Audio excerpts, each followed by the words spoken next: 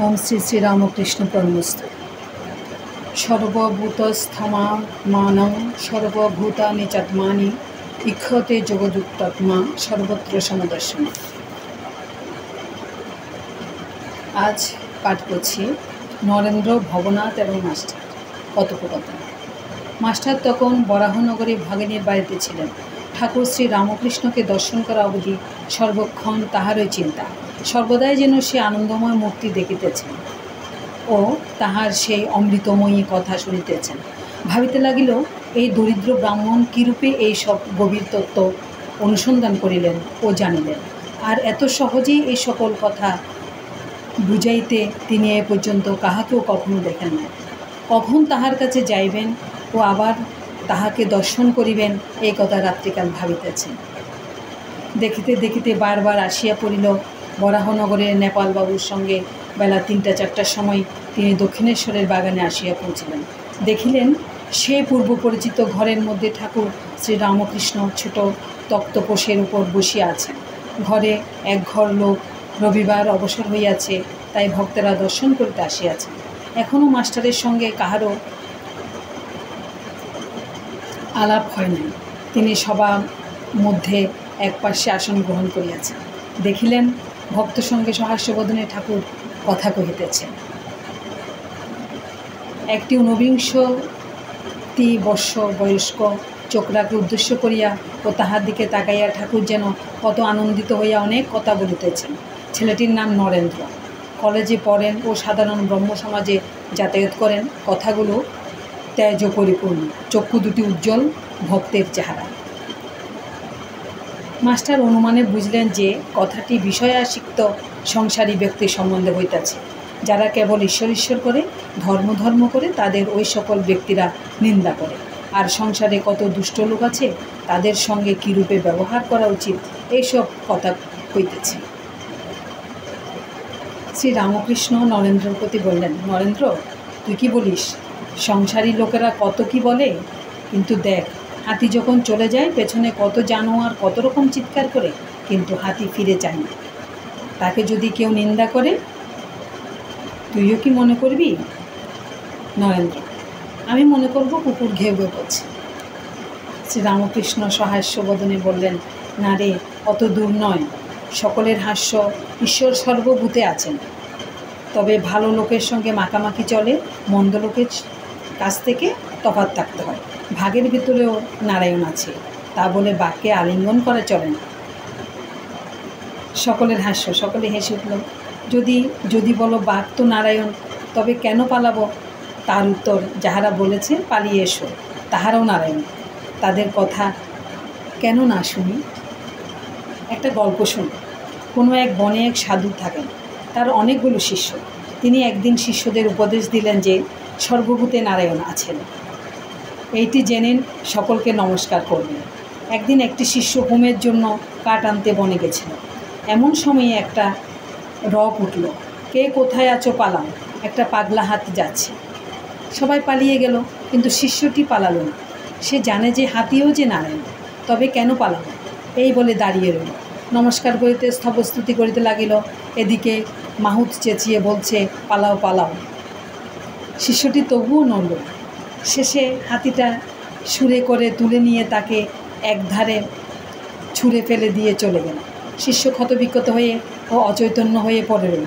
এই সংবাদ পেয়ে গুরু ও অন্যান্য শিষ্যরা তাকে আশ্রমে ধরাধরি করে নিয়ে গেল আর ওষুধ দিতে লাগলো। খানিকক্ষণ পরে চেতনা হলে ওকে কেউ জিজ্ঞেস করলে, তুমি হাতি আসছে শুনে ও কেন চলে গেলেন? সে বললে, গুরুদেব, আমায় বলে দিয়েছিলেন যে নারায়ণই মানুষ, জীবজন্তু সব হয়েছেন, তাই আমি হাতি নারায়ণ আসছে দেখে সেখান থেকে সরে যাই না। গুরু তখন বললেন, বাবা, হাতি নারায়ণ আসতেছিল বটে, তা সত্য, কিন্তু বাবা, মাহুত নারায়ণ তো তোমায় বারণ করেছিলেন। যদি সবই নারায়ণ, তবে তার কথা বিশ্বাস করলে না কেন? মাহুত নারায়ণের কথাও শুনতে হয়। সবাই হেসে উঠল। শাস্ত্রে আছে আপও নারায়ণ, জল নারায়ণ, কিন্তু কোনো জল ঠাকুর সেবায় চলে, আবার কোনো জলে আঁচানো, বাসন মাজা, কাপড় কাচা কেবল চলে, কিন্তু খাওয়া বা ঠাকুর সেবা চলে না।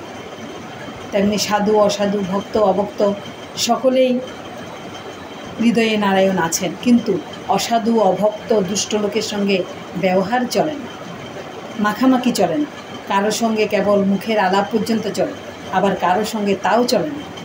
ওইরূপ লোকের কাছ থেকে তফাতে থাকতে হয়। এক ভক্ত মহাশয়, যদি দুষ্ট লোকে অনিষ্ট করতে আসে বা অনিষ্ট করে, তাহলে কি চুপ করে থাকা উচিত? শ্রীরামকৃষ্ণ বললেন, লোকের সঙ্গে বাস করতে গেলেই দুষ্ট লোকের হাত থেকে আপনাকে রক্ষা করার জন্য একটু তমগুণ দেখানো দরকার, কিন্তু সে অনিষ্ট করবে বলে উল্টে তার অনিষ্ট করা উচিত নয়। এক মাঠে এক রাখাল গরু চড়াত। সেই মাঠে একটা ভয়ানক বিষাক্ত সাপ ছিল। সেখানে সেই সাপের ভয়ে অত্যন্ত সাবধানে থাকতো সবাই। একদিন একটি ব্রহ্মচারী সেই মাঠের পথ দিয়ে আসছিল। রাখালেরা দৌড়ে এসে বললে, ঠাকুর মহাশয়, ওদিক দিয়ে যাবেন না, ওদিকে একটা ভয়ানক বিষাক্ত সাপ আছে। ব্রহ্মচারী বলতে, বাবা তা হোক, আমার তাতে ভয় নেই, আমি মন্ত্র জানি। এই কথা বলে ব্রহ্মচারী সেদিকে চলে গেল। রাখালরা ভয়ে কেউ সঙ্গে গেল না। এদিকে সাপটা ফোনা তুলে দৌড়ে আসছে, কিন্তু কাছে না আসতে আসতেই ব্রহ্মচারী সে একটি মন্ত্র পড়লে অমনি সাপটা কেঁচোর মতো পায়ের কাছে পড়ে রইল। ব্রহ্মচারী বললে, ওরে, তুই কেন পরের হিংসা করে বেড়াস? আয়, তোকে মন্ত্র দিব। এই মন্ত্র জপলে তোর ভগবান ভক্তি হবে, ভগবান লাভ হবে, আর হিংসা প্রবৃত্তি যাবে থাকবে না। এই বলে সে সাপকে মন্ত্র দিল। সাপটা মন্ত্র পেয়ে গুরুকে প্রণাম করে আর জিজ্ঞাসা করলে, ঠাকুর, কি করে সাধনা করব বলুন? গুরু বললেন, এই মন্ত্র জপ কর, আর কারো হিংসা করো না।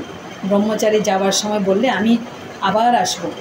এইরকমই কিছুদিন যায়। রাখালেরা দেখে যে সাপটা আর কামড়াতে আসে না, ঢেলা মারে তবুও রাগ হয় না, যেন কেঁচোর মতন হয়ে গেছে। একদিন একজন রাখাল কাছে গিয়ে লেজ ধরে খুব ঘুরপাক করে তাকে আঁচড়ে ফেলে দিল। সাপটা মুখ দিয়ে রক্ত উঠতে লাগলো, আর সে অচেতন হয়ে পড়ল, নড়ে না, চড়ে না। রাখালরা মনে করলে যে সাপ মরে গেছে। এই মনে করে তারা সব চলে গেল। অনেক রাত্রে সাপের চেতনা হলো। সে আস্তে আস্তে অতি কষ্টে তার গর্তের ভেতর গেল। শরীর চূর্ণ, নাড়াবার শক্তি নেই। অনেক দিন পরে যখন অস্থি চর্মসার, তখন বাইরে আহারের চেষ্টায় রাত্রে একবার চড়তে আসতো। ভয়ে দিনের বেলা আসতো না। মন্ত্র লওয়া অবধি আর হিংসা করে না। মাটি, পাতা, গাছ থেকে পড়ে গেছে এমন ফল খেয়ে প্রাণ ধারণ করত। প্রায় 1 বছর পরে ব্রহ্মচারী সেই পথে আবার এল, এসে সাপের সন্ধান করল। রাখালেরা বললে, সে সাপটা মরে গেছে। ব্রহ্মচারী কিন্তু একথা বিশ্বাস হবে না। সে জানে যে মন্ত্র নিয়েছে তার সাধন না হলে দেহত্যাগ হবে না। খুঁজে খুঁজে সেদিকে তার দেওয়া নাম ধরে ডাকতে লাগলেন। সে গুরুদেবের আওয়াজ গর্ত থেকে শুনে বেরিয়ে এলো এবং খুব ভক্তিভাবে প্রণাম করল। ব্রহ্মচারী জিজ্ঞেস করলেন, তুই কেমন আছিস? সে বললে, আগে ভালো আছি। ব্রহ্মচারী বললে, তবে তুই এত রোগা হয়ে গেছিস কেন? সাপ বলে, ঠাকুর, আপনি আদেশ করেছেন কারো হিংসা করো না, তাই পাতাটা ফলটা খাই বলে বোধ হয় রোগা হয়ে গেছে। ওর সত্যগুণ হয়েছে কি না তাই কারো ওপর ক্ষোভ নেই। সে ভুলে গিয়েছিল যে রাখালেরা মেরে ফেলবার জোগাড় করেছিল। ব্রহ্মচারী বললে, শুধু না খাওয়ার দরুন এরূপ অবস্থা হয় না, অবশ্য আরও কারণ আছে, ভেবে দেখ। সাপটা মনে পড়ল যে রাখালেরা আচার মেরেছিল। তখন সে বললে, ঠাকুর, মনে পড়েছে বটে, রাখালেরা একদিন আচার মেরেছিল। তারা অজ্ঞান, জানে না যে আমার মনের কী অবস্থা। আমি যে আমাকেও কামড়াবো না বা কোনোরূপ অনিষ্ট করব না, কেমন করে জানবে? ব্রহ্মচারী বলেছি, তুই এত বোকা, আপনাকে রক্ষা করতে জানিস না? আমি কামড়াতে বারণ করেছি, ফোঁস করতে নয়। ফোঁস করে তাদের ভয় দেখাস নাই কেন? দুষ্ট লোকের কাছে ফোঁস করতে হয়, ভয় দেখাতে হয়, পাছে অনিষ্ট হয়। তাদের গায়ে বিষ ঢালতে নাই, অনিষ্ট করতে নাই। এবার একটু ভিন্ন প্রকৃতির আর অল ম্যান ইকুয়াল, সব মানুষ কি সমান, এটা নিয়ে কিছু কথা বলেছেন। ঈশ্বরের সৃষ্টিতে নানা রকম জীবজন্তু গাছপালা আছে। জানোয়ারের মধ্যে ভালো আছে, মন্দ আছে। বাঘের মধ্যে হিংস্র জন্তু আছে। গাছের মধ্যে অমৃতের ন্যায় ফল আছে, ফল হয় এমন আছে, আবার বিষ ফলও আছে। তেমনি মানুষের মধ্যে ভালো আছে, মন্দ আছে, সাধু আছে, অসাধু আছে, সংসারে জীব আছে, আবার ভক্ত আছে। জীব 4 প্রকার: বদ্ধজীব, মুমুক্ষুজীব, মুক্তজীব এবং নিত্যজীব।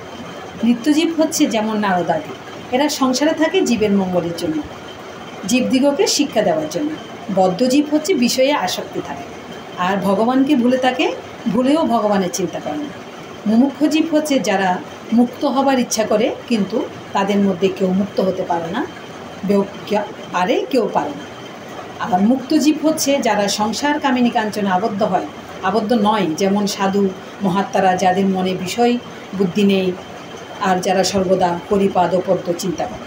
যেমন জাল ফেলা হয়েছে পুকুরে, 2-4টা মাছ এমন শেয়ানা যে কখনো জালে ধরা পড়ে না, এরা নিত্যজীবের উপমাস্তর।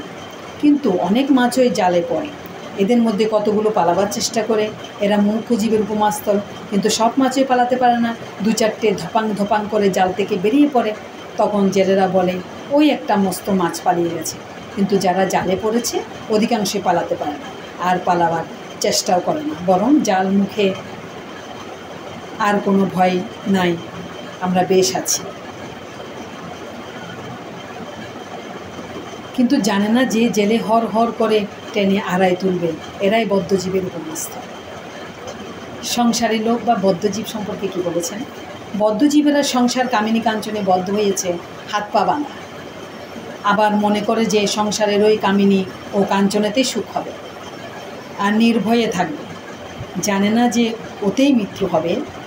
বদ্ধজীব যখন মরে তার পরিবার বলে তুমি তো চললে, আমার কি করে গেল? আবার এমনি মায়া যে প্রদীপটাতে বেশি সলতে জ্বললে বদ্ধজীব বলে তেল পুড়ে যাবে, সলতে কমিয়ে দাও। এদিকে মৃত্যুসজ্জায় শুয়ে আছে। বদ্ধজীবেরা ঈশ্বর চিন্তা করে না, যদি অবসর হয় তাহলে হয় আবোল তাবোল ফালতু গল্প করে, নয় মিছে কাজ করে। জিজ্ঞাসা করলে বলে আমি চুপ করে থাকতে পারি না, তাই বেড়া বাঁধছি, হয়তো সময় কাটে না দেখে তাস খেলতে আরম্ভ করেছি। এটা বলার পর সকলে স্তব্ধ হয়ে গেল। এই ছিল শ্রী শ্রী ঠাকুর শ্রী রামকৃষ্ণের সাথে তৃতীয় দর্শন এবং কিছু জীব সম্পর্কে কিছু কথা, এবং যত্র জীব তত্র শিব, সব জীবের মধ্যে নারায়ণ বিদ্যমান তা বোঝাতে চেষ্টা করেছেন। আজকে এই পর্যন্তই।